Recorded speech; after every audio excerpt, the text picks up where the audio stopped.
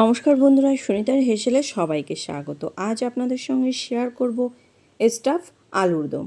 সম্পূর্ণ নিরামিষ পদ্ধতিতেই কিন্তু তৈরি করে দেখাবো এই স্টাফ আলুর দম। এটা বানানো ভীষণই সহজ আর খেতে লাগে কিন্তু অসাধারণ সুন্দর।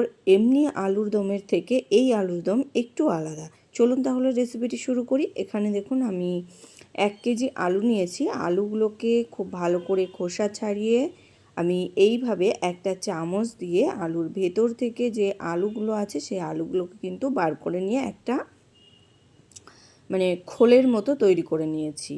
এবার এই আলুর মধ্যে আমি লবণ আর হলুদটাকে খুব ভালো করে মাখিয়ে রেখে দেব।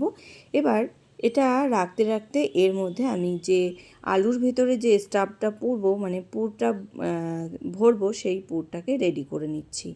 এখানে দেখুন নিয়ে নিয়েছি বেশ কিছুটা পরিমাণে পনির নিয়ে নিয়েছি। পনির আমি একটু গ্রেট করে নিয়েছিলাম। এখানে নিয়েছি স্বাদ অনুযায়ী লবণ, নিয়েছি পরিমাণ মতো একটু হলুদ গুঁড়ো, একটু লঙ্কার গুঁড়ো নিয়েছি, একটু নিয়েছি গরম মশলার গুঁড়ো, আর নিয়েছি চিনি, একটু কাজু আর কিশমিশ। সমস্ত কিছু খুব ভালো করে কিন্তু মাখিয়ে নিয়েছি। এখানে আমি পুরের জন্য পনিরটা ইউজ করেছি, তবে আপনারা চাইলে কিন্তু ছানা দিয়েও এই পুরটা তৈরি করতে পারেন।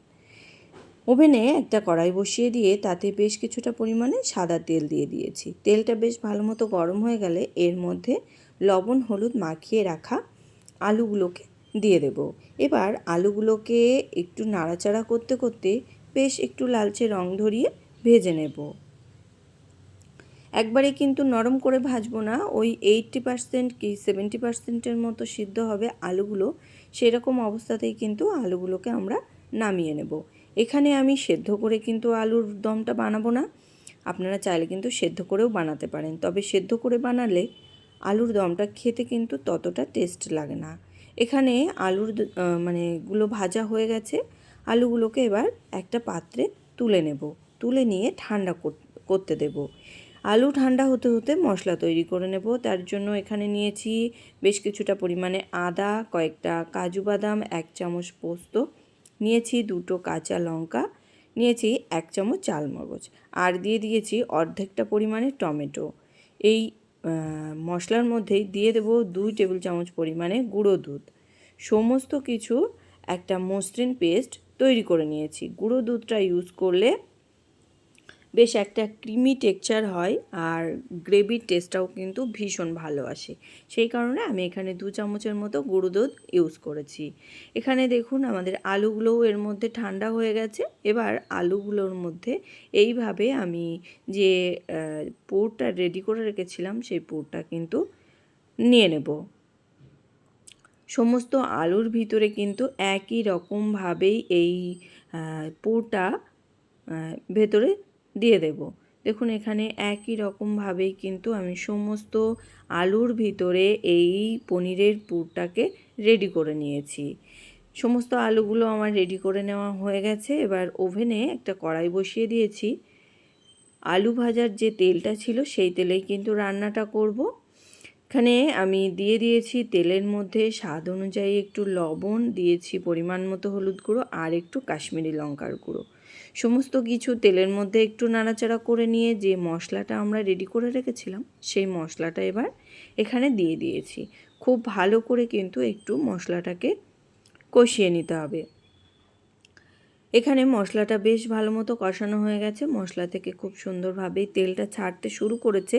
এবার এর মধ্যে আমি দিয়ে দেব যে আলুগুলো আমরা রেডি করে রেখেছিলাম সেই আলুগুলো কিন্তু একে একে সবগুলোই দিয়ে দেব। এখানে দেখুন আমি সমস্ত আলুগুলো কিন্তু দিয়ে দিয়েছি। এবার এই আলুগুলো দেওয়ার পরে কিন্তু মশলার সঙ্গে আলুগুলোকে আমরা বেশ 3 থেকে 4 মিনিট মতো একটু কষিয়ে নেব। আর এখানে কিন্তু পুরটা বেরিয়ে যাবে না, কোনো রকম বেরোনোরও কিন্তু ভয় থাকবে না। এখানে দেখুন 3 থেকে 4 মিনিট মতো একটু মশলার সঙ্গে পুরটাকে কষিয়ে আলুগুলোকে কষিয়ে নিয়েছি। নেওয়ার পরে এখানে দিয়ে দিয়েছি পরিমাণ মতো গরম জল। জলটা দেওয়ার পরে খুব ভালো করে কিন্তু মিশিয়ে নিয়েছি। মিশিয়ে নিয়ে আমি ঢাকা দেব না, এইভাবেই কিন্তু ফুটতে দেব। এভাবে আমি ফুটিয়ে নিয়েছিলাম প্রায় 10 মিনিটের মতো আমি ফুটিয়ে নিয়েছিলাম, একদম লো টু মিডিয়াম আঁচে রেখেই ফুটিয়ে নিয়েছিলাম। এখানে আলুর দম কিন্তু একদম রেডি। আলু কিন্তু খুব সুন্দরভাবেই সেদ্ধ হয়ে গেছে।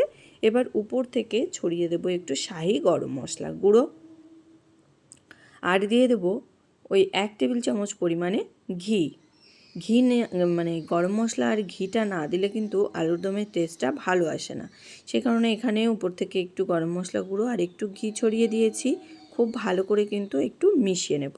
মিশিয়ে নিলেই কিন্তু তৈরি হয়ে যাবে আমাদের স্টাফ আলুর দম। এটা কিন্তু যে কোনো নিরামিষের দিনে খুব সহজেই বাড়িতে বানিয়ে নিতে পারেন। আর এটা গরম ভাত কিংবা লুচি দিয়েও খেতে ভালো লাগবে। এছাড়া পোলাও, ফ্রাইড রাইসের সঙ্গেও খেতে কিন্তু ভীষণই ভালো লাগে। কেমন লাগলো অবশ্যই কিন্তু কমেন্ট করে জানাবেন। ভালো লাগলে লাইক করবেন আর সাবস্ক্রাইব করে পাশে থাকার অনুরোধ রইল। আজকের মতো এই পর্যন্তই, আবার দেখা হবে নতুন কোনো রেসিপি নিয়ে।